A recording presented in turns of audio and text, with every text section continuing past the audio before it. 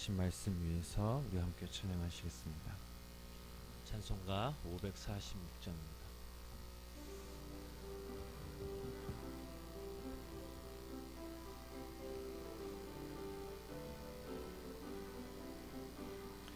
주님 약속하신 말씀 위에서 영원토록 주를 찬송하리라.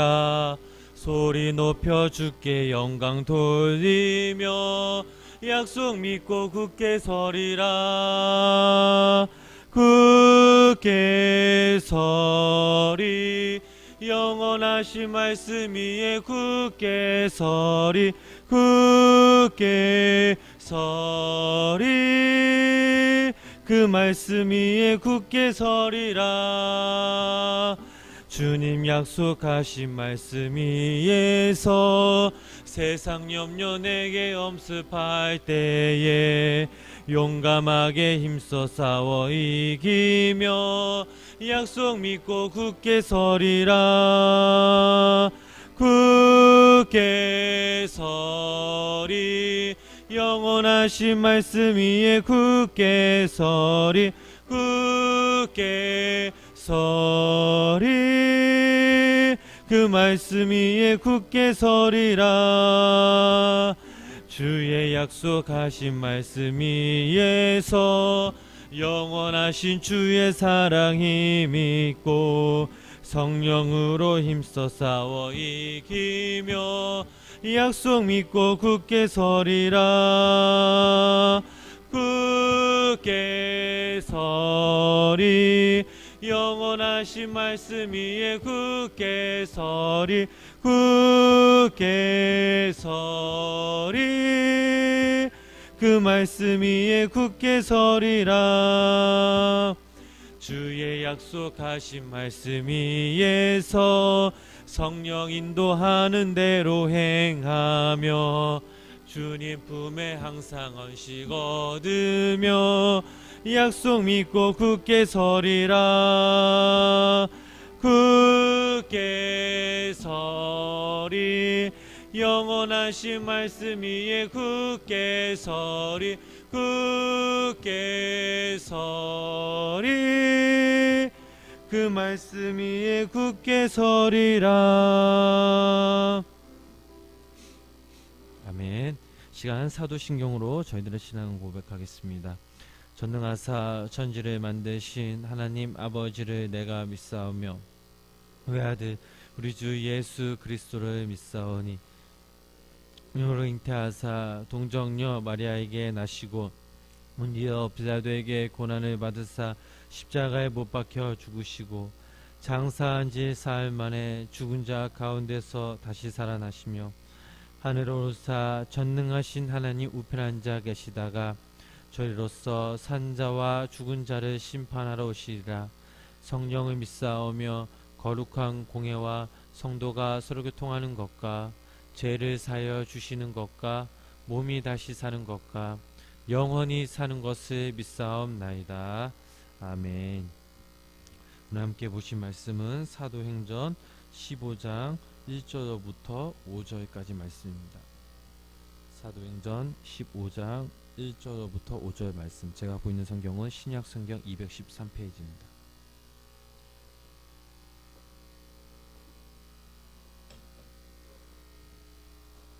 사도행전 15장 1절부터 5절까지 말씀 우리 다같이 한 목소리로 함께 합독하시겠습니다. 어떤 사람들이 유대로부터 내려와서 형제들을 가르치되 너희가 모세의 법대로 할례를 받지 아니하면 능히 구원을 받지 못하리라 하니 바울 및 바나바와 그들 사이에 적지 아니한 다툼과 변론이 일어난지라. 형제들이 이 문제에 대하여 바울과 바나바 및 그 중에 몇 사람을 예루살렘에 있는 사도와 장로들에게 보내기로 작정하니라. 그들이 교회의 전송을 받고 베니게와 사마리아로 다니며 이방인들이 주께 돌아온 일을 말하여 형제들을 다 크게 기뻐하게 하더라. 예루살렘에 들어 교회와 사도와 장로들에게 영접을 받고 하나님이 자기들과 함께 계셔 행하신 모든 일을 말하며 바리새파 중에 어떤 믿는 사람들이 일어나 말하되 이방인에게 할례를 행하고 모세의 율법을 지키라 명하는 것이 마땅하니라 하니라. 아멘. 시간 하나님의 은혜와 사랑이 우리 여기 모인 성도님들에게 간절히 임하시길 주님의 이름으로 축원합니다. 바울과 바나바는 안디옥 교회 교인들과 함께 1차 선교 예배를 드리고 또 오랫동안 함께 은혜의 시간을 나눴습니다. 그러나 뜻하지 않게 문제가 생겼습니다. 문제의 발단이 어디에서 누구에게 왔습니까? 우리 다같이 1절 말씀 우리 다시 한번 읽어보시겠습니다. 형들이 유대로부터 내려와서 형제들을 가르치되 너희의 모세대로 할례를 받지 아니하며 능히 구원을 받지 못하리라 하니. 아멘. 문제의 원인이 누구에게서 생겼습니까? 여기 말씀에서는 어떤 사람들이라 이렇게 나와 있습니다. 이 말은 유대인들, 특히 히브리파 유대인들을 말하고 있습니다. 이들은 이방인들은 물론 세계에 흩어져 있는 그 유대인들에게도 좋지 않은 감정을 갖고 있었습니다. 이들이 주장하는 게 무엇입니까? 바로 모세의 간섭을 쫓아 할례를 받지 않으면 능히 구원을 받지 못하리라 라고 이렇게 가르쳤습니다. 이들은 구제에 대해서도 또 불편한 기색을 보였으며 베드로의 이방 선교회에서도 부정적인 시각을 갖고 있었습니다. 이들이 주장하는 것은 예수님을 구주로 영접하고 복음을 받아들였음에도 불구하고 신앙생활의 핵심과 구체적인 면에서 율법을 기초를 한다고 주장하였습니다.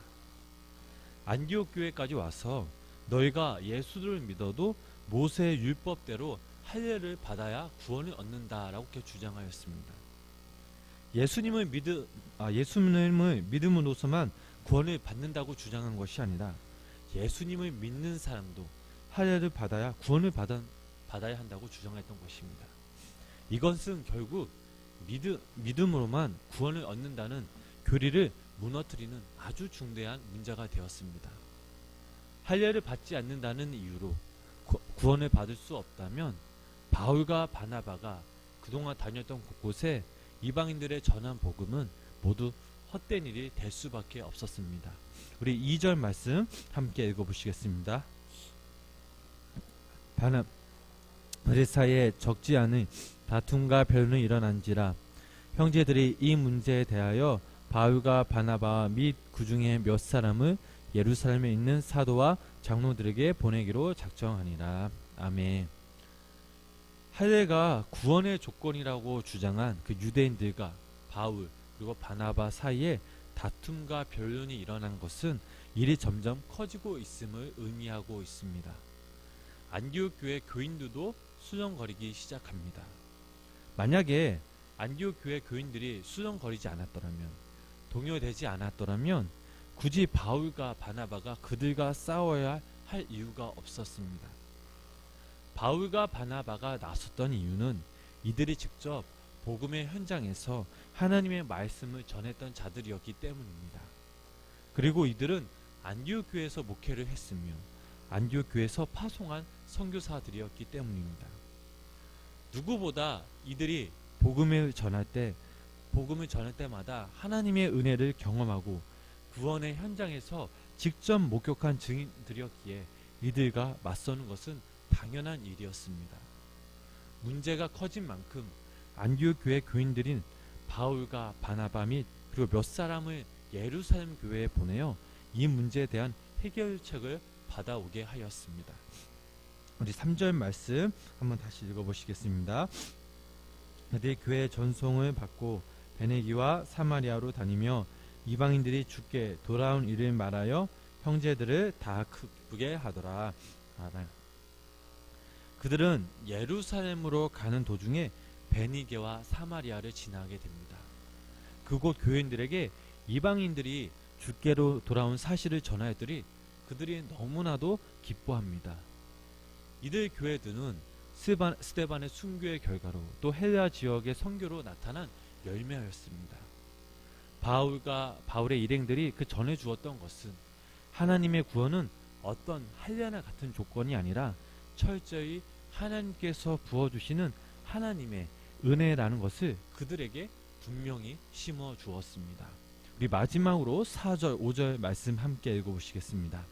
예루살렘에 이르러 교회와 장로들에게 영접을 받고 하나님이 자기들과 함께 계셔 행하신 모든 일을 말하며 바리새파 중에 어떤 믿는 사람들이 일어나 말하되 이방인에게 할례를 행하고 모세의 율법을 지키라 명하는 것이 마땅하다 하니라. 아멘. 안디옥 교회의 공식 대표로 예루살렘 교회를 방문하자 그곳의 사도들과 장로들이 이들을 극진히 영접하였습니다. 이런 대접을 한 것은 어떤 의미입니까? 바울의 일행들이 형제 교회인 그 안디옥 교회의 대표임을 인정하고 바울과 바나바의 선교 사역이 예루살렘 교회에서 인정받았다는 증거입니다. 바울 일행들이 예루살렘 교회 사람들에게 자신들과 함께 하신 그 하나님의 능력, 어떻게 해서 이방인들을 구원하셨는지 밝혀주고 있습니다. 즉 이방인들이 구원을 받게 된 것은 자신들의 노력이 아니라 즉 전적으로 하나님의 은혜라는 것을 강조하기 위함이었습니다. 이러한 주장은 믿음으로 구원받는 그 도리를 강조하기 위함이었습니다. 그러나 5절 말씀을 읽어보니 또 1절에서 언급한 사람들과 같은 의견을 가지고 있던 자들이 할례를 구원의 조건으로 주장하는 사람들이 있었습니다.